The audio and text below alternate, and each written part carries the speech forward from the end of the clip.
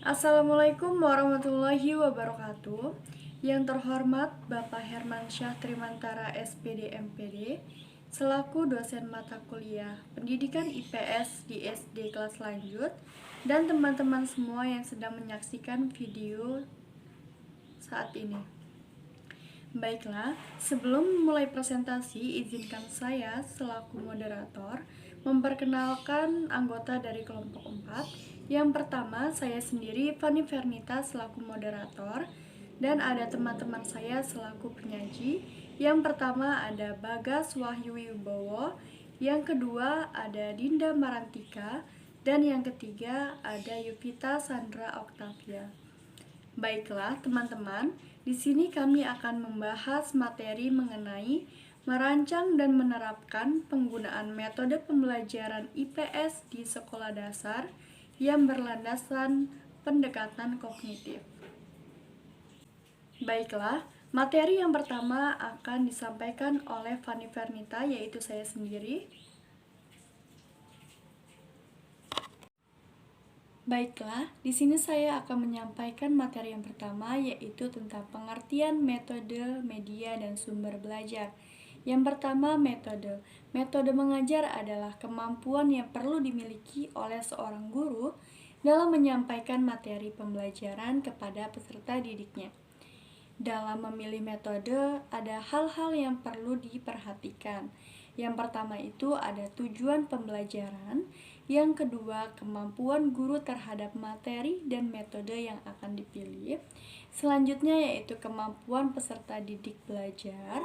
Selanjutnya yaitu situasi atau kondisi saat belajar, fasilitas yang dimiliki baik itu media dan sumber belajar, fasilitas yang dimiliki, evaluasi yang dimiliki, dan selanjutnya ada macam-macam dari metode pembelajaran. Yang pertama ada metode ceramah, ada metode diskusi kelompok, ada metode panel, studi kasus, metode brainstorming, diskusi formal, metode tanya jawab, dan metode kerja kelompok. Nah, dari semua metode tersebut ada kelebihan dan kekurangannya. Yang pertama yaitu metode ceramah. Metode ceramah atau pidato yang disampaikan adalah seorang pembicara di kelompok pengunjung atau seperti guru dan peserta didik. Nah, di sini ada keunggulannya dari metode ceramah ini, bila peserta didiknya berjumlah banyak, baik juga untuk menjelaskan sebuah materi yang banyak. Namun, waktu yang dibutuhkan sangatlah terbatas. Ini ada kelemahan dari metode ceramah. Kelemahan dari metode ini, apabila guru kurang menguasai bahan ajar atau materi, serta alat peraga atau media, baik apabila seorang guru tidak pandai bicara, itu kelemahannya. Selanjutnya untuk metode diskusi kelompok.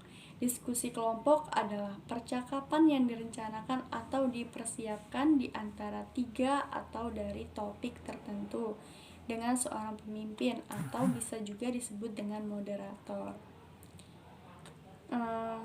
Kelebihan dari metode ini adalah pendengar atau peserta didik dapat ikut serta mengemukakan pendapatnya. Jadi hal ini dapat memperluas pandangan dari masing-masing kelompok dan memupuk rasa kesatuan dan persatuan. Kelemahannya dari metode ini adalah kurang baik jika dipakai dalam kelompok yang besar. Di samping itu, informasi yang diperoleh peserta terbatas dan topik diskusi juga terbatas. Jika moderator tadi kurang terampil dalam memimpin diskusi, maka akan terjerumus ke dalam masalah lainnya. Yang selanjutnya yaitu metode panel. Metode panel ini adalah pembicara yang sudah direncanakan di depan pengunjung tentang sebuah topik. Keunggulan dari metode ini adalah dapat membangkitkan pemikiran bagi para peserta dan mendorong memberikan analisis. Dalam diskusi panel ini diperlukan pandangan yang berbeda-beda, seperti kita saling tukar pendapat. Dan kelemahannya dari metode ini adalah mudah tersesat ke dalam masalah lain. Misalkan ada beradu argumen seperti itu, apalagi jika ada yang pro dan ada yang kontra. Selanjutnya yaitu dalam metode studi kasus. Metode ini adalah sekumpulan situasi masalah termasuk detail-detail yang memungkinkan kelompok analisis masalah itu. Nah, keunggulan dari metode ini adalah dapat disajikan secara tertulis, lisan, difilmkan, direkam, atau diceritakan.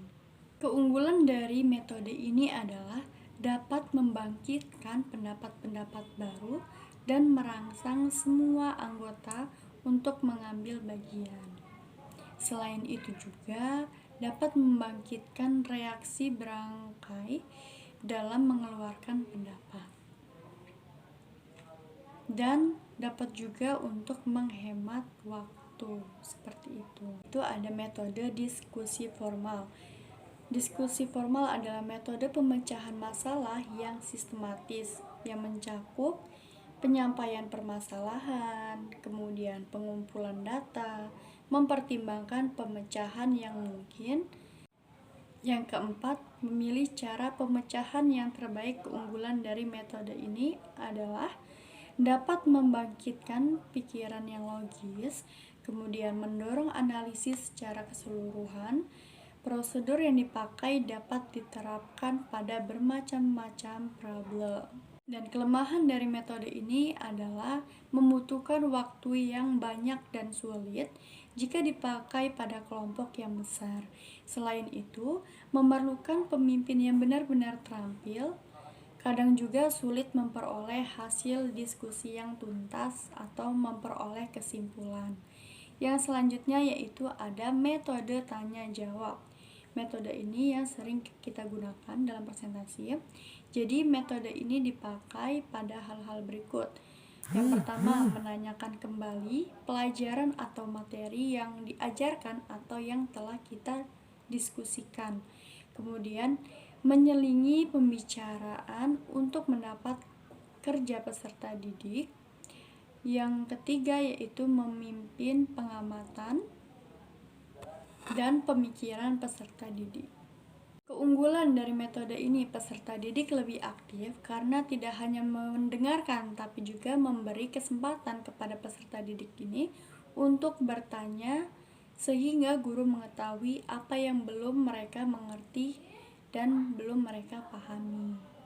Selanjutnya yaitu metode kerja kelompok. Kerja kelompok dapat diartikan sebagai suatu kegiatan belajar mengajar yang membagi peserta didik dalam satu kelas menjadi beberapa kelompok untuk mencapai tujuan tertentu. Metode kerja kelompok ini dapat digunakan untuk hal-hal sebagai berikut: mengatasi kekurangan alat dan sumber belajar, mengatasi perbedaan kemampuan belajar peserta didik. Contohnya ada yang pintar, ada yang tidak, seperti itu. Mengatasi adanya perbedaan minat belajar peserta didik, mengatasi pekerjaan tugas atau PR yang sangat banyak atau yang sangat luas.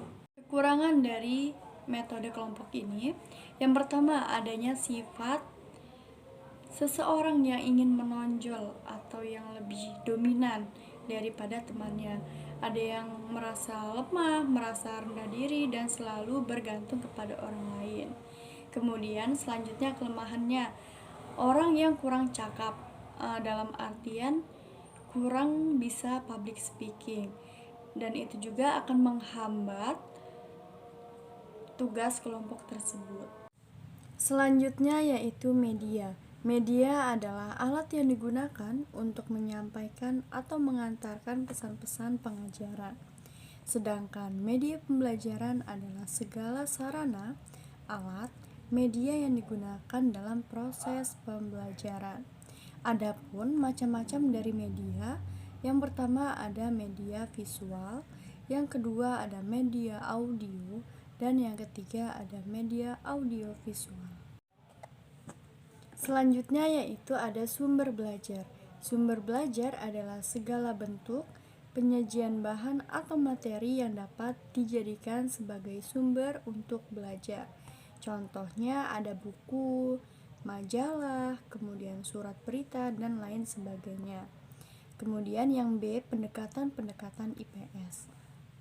Pendekatan dalam pembelajaran IPS dimaksudkan sebagai cara pandang kita terhadap proses belajar murid dalam mata pelajaran IPS dan upaya penciptaan kondisi dan iklim kelas yang memungkinkan terjadinya proses belajar. Materi selanjutnya akan disampaikan oleh Saudari Dinda Marantika. Baik, di sini saya akan menjelaskan materi tentang yang pertama, fungsi pendekatan bagi suatu pembelajaran. 1. Sebagai pedoman umum dalam menyusun langkah-langkah metode pembelajaran yang akan digunakan. 2. Memberikan garis-garis rujukan untuk perancangan pembelajaran. 3. Menilai hasil pembelajaran yang telah dicapai. 4. Mendiagnosis masalah-masalah belajar yang timbul. 5. Menilai hasil penelitian dan pengembangan yang telah dilaksanakan. Materi yang kedua yaitu macam-macam karakteristik dalam pembelajaran. Berkaitan dengan atmosfer di sekolah, ada sejumlah karakteristik yang dapat diidentifikasi pada siswa berdasarkan kelas-kelas yang ada. Yang pertama, karakteristik pada kelas rendah 1, 2, dan 3. 1. Ada hubungan kuat antara keadaan jasmani dan prestasi sekolah. 2. Suka memuji diri sendiri. 3. Suka membandingkan dirinya dengan anak lain di dalam hal yang menguntungkan dirinya. 4. Suka meremehkan orang lain. Yang kedua, karakteristik pada masa kelas tinggi 4, 5, dan 6. Yang pertama, perintahnya tertuju pada kehidupan praktis sehari-hari. Yang kedua, ingin tahu, ingin belajar, dan realistis. Yang ketiga, timbul minat dan pelajaran-pelajaran khusus. Yang keempat, anak-anak memandang nilai sebagai ukuran yang tepat mengenai prestasi belajarnya di sekolah. Materi selanjutnya akan disampaikan oleh Saudara Bagas Wahyu Wibowo. Yaitu ada tujuan. Tujuan utama pendekatan penelitian sosial adalah membangun teori atau secara umum, membangun pengetahuan atau teori diperlukan fakta, konsep, dan generalisasi. Pendekatan penelitian sosial untuk murid SD tentunya harus disesuaikan tingkat perkembangan kognitif anak. Untuk usia kelas 4, 5, dan 6, karena mata pelajaran IPS diajarkan di kelas-kelas itu. C. Merancang dan menerapkan penggunaan metode media dan sumber pembelajaran IPS SD kelas tinggi berdasarkan pendekatan kognitif. 1. Pengertian pendekatan kognitif. Pendekatan kognitif adalah suatu pendekatan yang menekankan pada kecakapan intelektual. Aspek-aspek yang termasuk kognitif adalah pengetahuan, pemahaman, penerapan, analisis dan sistem dan evaluasi. Salah satu metode pembelajaran yang berdasarkan pendekatan kognitif adalah latihan inquiry. Materi selanjutnya akan disampaikan oleh Saudari Yuvita Sandra Oktavia. 2. Cara merancang metode pembelajaran IPS SD yang berlandasan pendekatan kognitif.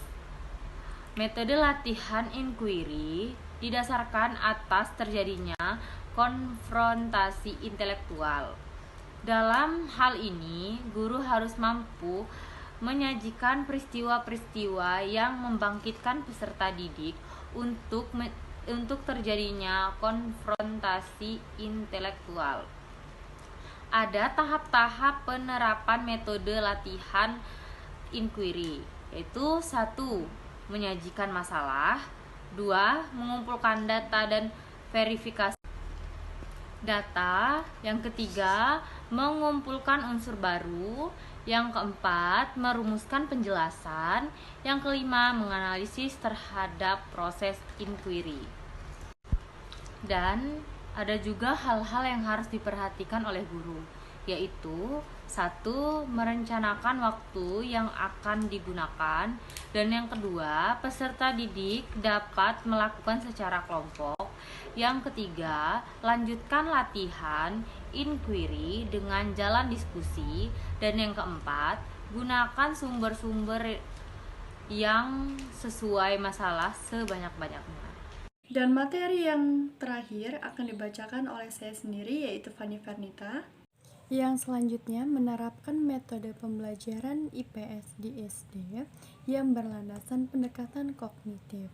Sebagai contohnya, di sini kita ambil pada kurikulum sekolah dasar kelas 6 pada semester 2. Yang pertama itu ada kompetensi dasar. Kompetensi dasarnya yaitu kita ambil kemampuan memahami gejala alam dan sosial negara Indonesia dan negara tetangga. Yang untuk materi pokoknya, gejala alam dan sosial negara Indonesia dan negara tetangga. Untuk hasil belajarnya yaitu membandingkan gejala alam dan sosial negara Indonesia maupun negara-negara tetangga. Kemudian mendeskripsikan gejala alam dan sosial negara Indonesia dan negara-negara tetangga. Untuk indikatornya menunjukkan pada peta letak dan nama-nama negara tetangga Indonesia. Kemudian membandingkan ciri-ciri gejala alam Indonesia dan negara-negara tetangga. Kemudian membandingkan ciri-ciri gejala sosial yang ada di Indonesia maupun di negara-negara tetangga. Kemudian memberi contoh sikap waspada terhadap gejala sosial di Indonesia. Nah, setelah kita tadi memahami hal-hal yang telah kita jabarkan di atas, maka langkah selanjutnya yaitu yang pertama menyajikan masalah. Guru mengajukan masalah dengan pertanyaan, bagaimana gejala alam dan sosial di Indonesia jika dibandingkan dengan negara tetangganya? Yang kedua, mengumpulkan data dan verifikasi data. Peserta didik mengumpulkan data melalui berbagai sumber seperti dari buku, internet, surat kabar yang berkaitan dengan masalah-masalah yang dirumuskan tadi. Kegiatan ini ditunjukkan untuk mengkaji situasi gejala alam dan sosial baik di negara Indonesia maupun di negara tetangga, sehingga peserta didik memahami situasi secara objektif. Nah, pada tahap verifikasi data ditanyakan situasi, kondisi, dan objek secara sistematis. Yang ketiga yaitu mengumpulkan unsur baru. Guru dan peserta didik mencocokkan secara langsung antara informasi dengan rumusan masalah yang tadi dirumuskan dan menemukan unsur-unsur yang dapat digunakan untuk menjawab masalah. Selanjutnya yang keempat yaitu merumuskan penjelasan. Di sini, guru membantu peserta didik dalam merumuskan penjelasan untuk menjawab atas masalah secara detail, rapi, dan sistematis. Yang kelima, menganalisis proses inquiry. Jadi, peserta didik menganalisis pola-pola penemuannya yang tadi dan peserta didik menilai efektivitas proses inquiry yang dilakukan, kemudian memperbaiki kekurangan yang ada. Jadi, penerapan penggunaan metode pembelajaran yang berlandaskan pendekatan kognitif ini pada dasarnya dimulai dari konfrontasi intelektual dan diakhiri dengan penemuan jawaban atas masalah-masalah ilmiah melalui metode-metode ilmiah. Kegiatan ini menekankan pada kemampuan intelektual melalui mengorganisasikan data, merumuskan masalah, membangun konsep, dan merumuskan pernyataan atas masalah yang ada. Baiklah, di sini saya akan menyampaikan kesimpulan pada presentasi kami. Jadi, pendekatan kognitif menekankan pada bagaimana individu merespon rangsangan yang datang dengan menggunakan kemampuan intelektual, yaitu melalui mengorganisasikan data, merumuskan masalah, dan membangun konsep untuk memecahkan masalah dengan simbol-simbol verbal atau non-verbal. Metode latihan inquiry didasarkan atas terjadinya konfrontasi intelektual. Dalam hal ini, guru harus mampu menyajikan peristiwa-peristiwa yang membangkitkan peserta didik untuk terjadinya konfrontasi intelektual. Tahap-tahap pada penerapan metode latihan inquiry: yang pertama, menyajikan masalah; yang kedua, mengumpulkan data dan verifikasi data; Yang ketiga, mengumpulkan unsur baru. Yang keempat, merumuskan penjelasan. Dan yang kelima, menganalisis terhadap proses inquiry. Dalam hal ini, guru harus memperhatikan beberapa hal sebagai berikut. Yang pertama, merencanakan waktu yang akan digunakan. Yang kedua, peserta didik dapat melakukan secara kelompok. Yang ketiga, lanjutkan latihan inquiry dengan jalan diskusi. Yang keempat, gunakan sumber-sumber yang sesuai masalah dengan sebanyak-banyaknya. Kami akhiri. Wassalamualaikum warahmatullahi wabarakatuh.